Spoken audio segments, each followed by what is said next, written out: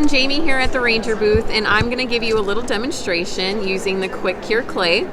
Now, if you're not familiar with the Quickcure Clay, you actually cure it with your heat tool instead of putting it in the kiln or air dry. So within minutes, you can have a finished sculpted piece or a piece that you press into a mold, and go ahead, and then later on you can paint it.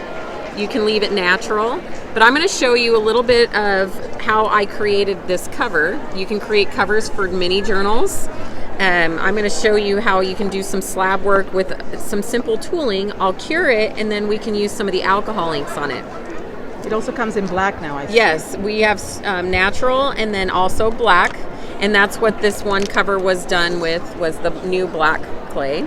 And then I just added some of our pearls around the edges to pull out some of that texture and detail. So I went ahead and flattened out a piece of clay. I want kind of a rough edge on one end, flat on one, so that we can bind it later into a book. So I'm going to go ahead, kind of give it a feathered edge, so it's rough, kind of more organic looking. Do you need to use gloves with it? Yes, I do recommend you use gloves. Some people might have a skin sensitivity to it. I use gloves with the epoxy clay as well. It's just easier on your skin. So I have a nice little feathered edge that we can play with later on. And then like this piece, this is one slab piece, and all I did was use a tool and tooled a design into it, and that's what we're going to do with this cover.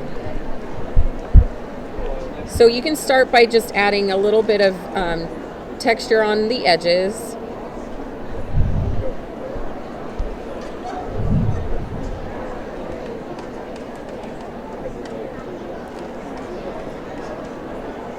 And this is considered a bas relief or low relief technique, to where you don't need a lot of dimension, but you can add a lot of interest in the clay piece.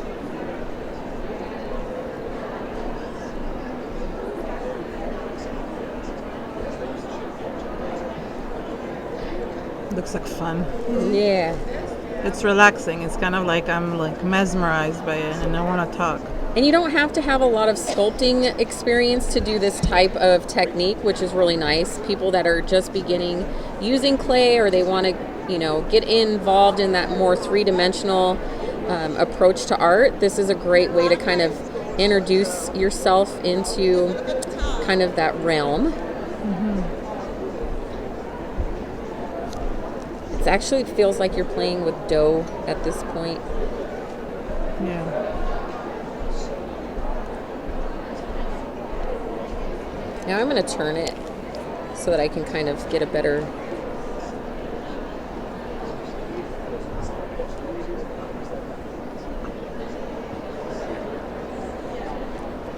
I'm making a little petaled flower. Oh.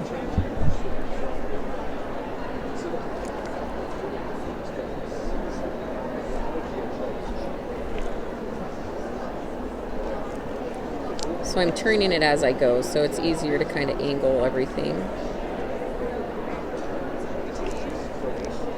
And you can kind of start to see some of the design in it. Does it take longer to dry if it's like a thicker piece? Actually, no. I find it actually cures quicker sometimes. Oh. Because the energy that the clay itself creates cures itself. So once you start the heating process, a thermal energy builds in the clay, and it, cures the rest of it. Interesting. So I'm just adding some more tooling here and there. That way, when I go in with some of my art mediums, those little lines will show up. What kind of mediums can you put on top? You can put any type of art medium over the top of it, and you don't have to primer prep it. You can go directly on top of the clay, which saves you time.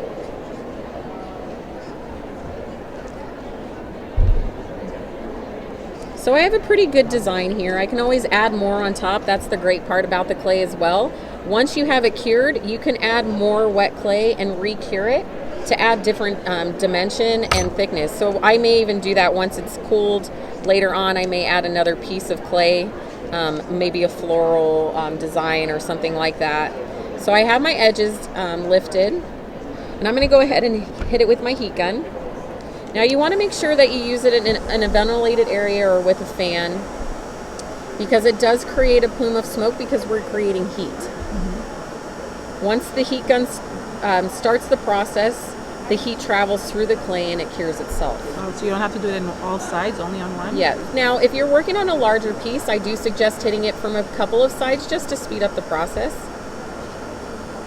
Now, it's starting to cure at this corner piece. You can kind of see, it's easier to see the process with the black clay, but you can see the moisture wicking away out of the clay as it moves across the surface. I'm going to hit these edges. They're a little thin, so I just want to kind of coax it along a little bit.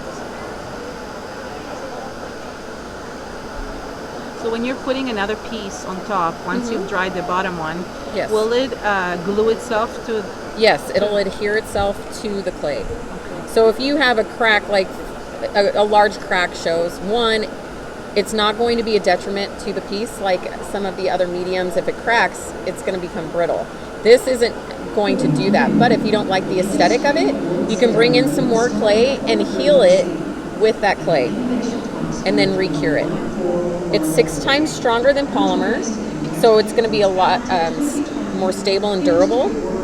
I carry my little mini journals around with me when I travel, and they go through my handbag, you know, everything, and it just gives you an idea of the strength. So this is one that I've taught in a class.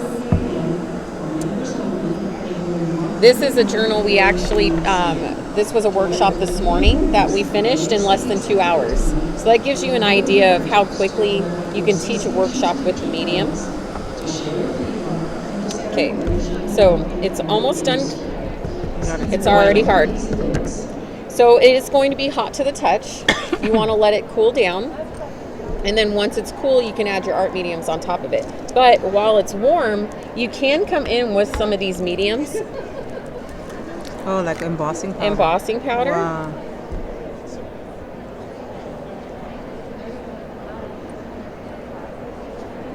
That's cool. And you can see that the heat from the clay is already embossing the powder onto the clay. Within seconds. And then I can come in with my alcohol inks if I wanted to. I can bring in some acrylic paints, any type of art medium, watercolors. You can bring in and use it on top of the clay. Oh, somebody asked a question. Yes. Okay, ask the question again. Sorry, whoever asked, because I missed it. I was trying to read it. Yeah. I'm actually going to put the entire piece. Yeah. Oops. No worries. Yes. Very strong. It's Okay, ask very the question strong. again. I'm putting my glasses on.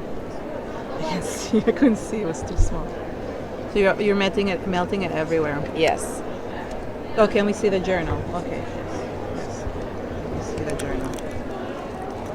Does she have a sample of what alcohol ink looks like in it? Okay, wait. Yes. Yes. Oh, yes. Okay. So here's the journal, the big one. Sorry, this is the big one that they made this morning. Mm-hmm. And here's one with the alcohol ink. It's around a pen. She molded it around a pen. You can see the natural fibers in the clay, or the finish in the clay, through the alcohol ink. And the mini journal, I'll show you in a second. Yeah. Wow. Oh, there's another mini. Here's another mini journal. Yes. And we made the front and back cover. That's so cool. Yeah. Very cool. And you can put it in molds too. Yes, you can put it in molds. Do you need to dry it inside the mold, or it's better to take it out first? You can heat set it right into like the silicone molds. Silicone molds? Mm-hmm. Okay, awesome. Here's the other one, guys, if you want to see it.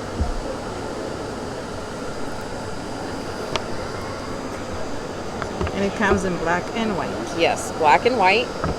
And then you can paint over the top of it. Oh, no, you're Nice. fine. As long as your phone didn't break. Yeah. Very cool. Yeah. So once this is cooled, I'll probably take some type of paint and accent around the embossing powder to kind of pull it up a little That's bit. embossing powder is just regular embossing powder, Yes, right? just It's just regular regular, no enamel, no nothing. It's just No. regular embossing powder, Tim Holtz, right? Yes. Yeah, the Tim. Ranger. It's Yeah, it's this the is Ranger one. Sorry. This is the one I'm using is mint chip. Oh, It's got a okay. really pretty gold fleck in it. It looks very beautiful. dimensional. I'll show you in close up. Hold on, guys. One sec. I'll show it in a close up. Yes, sorry. Go ahead. Once it actually was dry and it cooled down, Yes. would you have to add something before putting it on? No, you don't have to prime or prep. Okay. Yes, you can So paint. Just put it on. Put it on it. No, I mean the embossing. Oh, the powder. embossing powder. Yeah, you'd want to use an embossing ink. Ink, okay. Well, yeah, If it's dry. if yeah. it's cooled. Yeah. So yeah. Wow, it's stunning. So once And- this is cool, I'll probably add a little bit of an accent to it, but I like the natural stone actually around it. It looks like It's a shell, like an old Yes, shell. it's very bright and pretty. And then I would adhere it to a piece of leather, or you could put it on the front of a book cover. We've done the mini journals as a workshop, which you can make it a multi-part technique workshop, but you could see how quickly the process goes. It's Somebody was definitely ask- teachable. Somebody was asking if the molds shrink inside the silicone. So actually, when this heats, it expands. Oh, I So it'll press itself against the sides of the mold, where if you put an air dry or other medium, they do shrink. Same with if you want to put it around an armature. When you put other mediums over an armature and it dries, it shrinks, and that's when you get the stress cracks and things like that. This won't have that same result. It expands a little bit, so it builds around the armature instead. Which I is guess you could stamp something into it or Yes. mold around something. Yes, you can use your stamps in it. You can put it into like a low relief stencil, things like that, So to get a Kim, texture. After you started, how did you do your center design? I hand sculpted with a tool. Oh, I see. But if you But if didn't you want don't to do know that, how- you can press a stamp into it to get a pattern as well. And that's kind of something we're working on, is some texture stamps to use Yeah. with the clay also. Yeah. that would be. How does it go putting drilling holes into it? You can drill and sand it. Yeah. Yes, it's After. strong enough to where you can drill through it. If you have some rough spots or you kind of want to buff it out a little bit, you can use sandpaper over the top of it and play with it that way also. You don't have to slip or score if you want to add more on top. You just make sure that it's got a solid contact between the two surfaces, reheat it, and it'll adhere itself to your previous layer. How much do you need to knead it before? Like, is it soft? Like Yes, it's soft. It's very pliable. It can sit out. That's another great part of it, is the bag can stay open and it's not going to dry out on you. I can't tell you how many bricks of clay I have that I can't use because, one, I didn't close it right, or I didn't use it quick enough. Oh, so it won't dry out. It won't dry out, and it will not cure until you hit it with the heat gun. And I live in Southern California. We have hot months, and it sits in my studio, most likely on my desk, which is right in front of the window, and I've never had an issue with it hardening or anything like that. So yeah, and actually the last week I was working on a wine barrel, and the jar was actually sitting in the sun out in my workshop, and nothing happened to it. So yeah, very nice. And if you're bad and don't clean your tools off, your tools aren't going to be ruined either. You just wash it with soap and water. Yeah. Awesome. All right. Thank you so much, Yeah, Jaimie. thank you. Thanks for joining us. Bye. Bye.